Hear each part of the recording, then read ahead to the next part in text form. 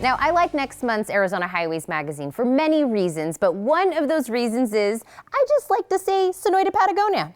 I just like the way it sounds, Robert. It does sound really good coming off your... It's just, you know, one of those fun words to say. It is. It's Is cool. that why you chose this as a That's actually how we choose all of our subjects. How will it sound when Tina says the actual words? And then we go from there. It's just fun words. And I asked, actually, because I was looking at the cover and I was wondering if this is the same illustrator we've used before, right? Yeah, he's doing all 12 this year, Yes. Chris Gall, who lives just up the street right here in Tucson. Literally just up the street. I think, sort of, yeah. He should come in. Actually, we talked about that because next month is the Santa Catalina, so we'll have him in for, you know, the neighborhood mountains. Mountains.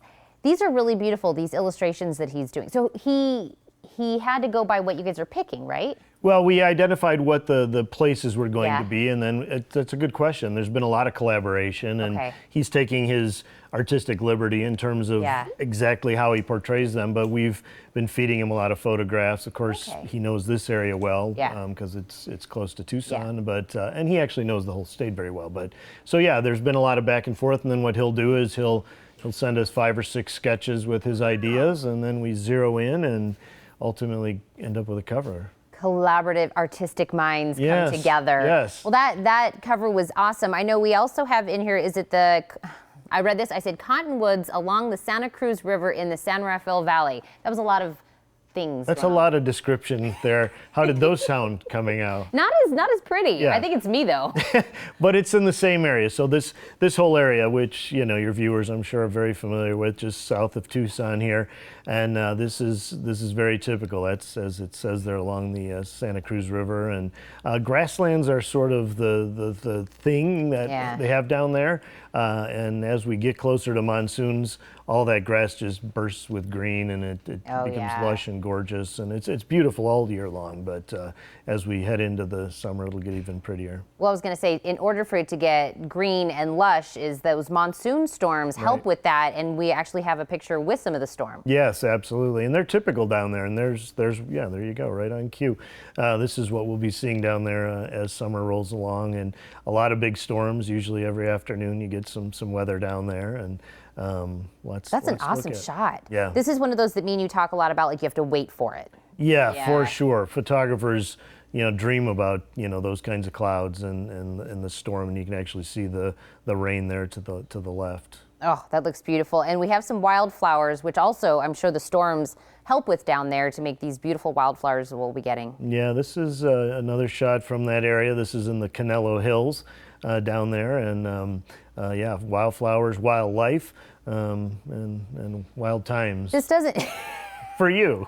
For me. This doesn't look like this would be here. This almost looks like this would be maybe somewhere, maybe further in the south or something. This kind of reminds me of that. Well, yeah, you know, so imagine you're in Tucson in August, and you're sweltering, and it's like all you have to do is get in your car, and it's honestly about less than an hour away. So. About less than an hour. Yeah, so. This is a gorgeous, another one of those wait for it moments. Yeah, some people think that's a unicorn. That's actually a pronghorn.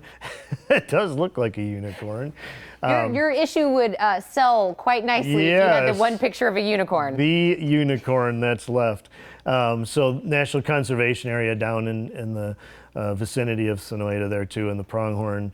Some people call them antelope. That's actually not correct. They're actually pronghorns. And there is a population of them down there. Not a huge one, but there's scenic drives down there that you can take and maybe catch a glimpse of one of those beautiful animals. They're very fast. They are. Yeah, you might catch one. I couldn't, but they're fast. This is described as like an early morning, and you can kind of see the beautiful colors. Yeah, absolutely. That early morning light coming up over Patagonia Lake. Beautiful lake with some recreational opportunities there. You can, you know, go kayaking and get out on that boat and or out on the lake and do some fishing as well, or just make photographs or hang out. And again, just, you know, you said it earlier, it's just so unexpected. You don't think that, you know, just down the road, as they say, there is that. It is, and I know we have one more with a sunrise. These early morning ones, I bet photographers purposely go in when it's dark to wait as the sun comes up. Yeah, absolutely, and those are the Santa Rita Mountains there, which are the highest mountains in the area, and the big peak up there called Baldy Peak. which is a great hike and a beautiful place to explore. Madera Canyon, not too far away as well. So lots to explore and see, and some cool restaurants and things down in Sonoita and Patagonia. Of course, all the wineries that people talk about as well. Now you're speaking my language, Robert. Did you say Well, I was wine? saving the best for last, you know.